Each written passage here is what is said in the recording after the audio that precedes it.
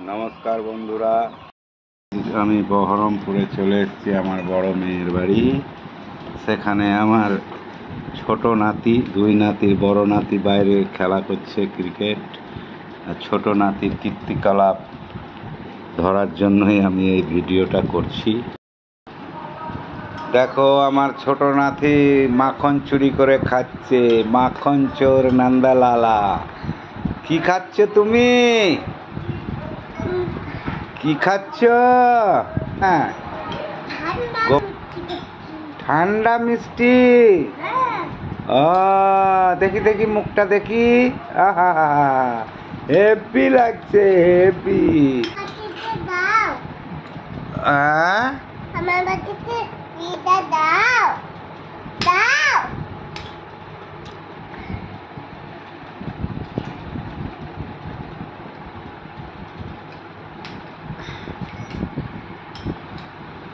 খাও খাও খাও খাও খাও খাও খাও খাও খাও। আর একটু দাও।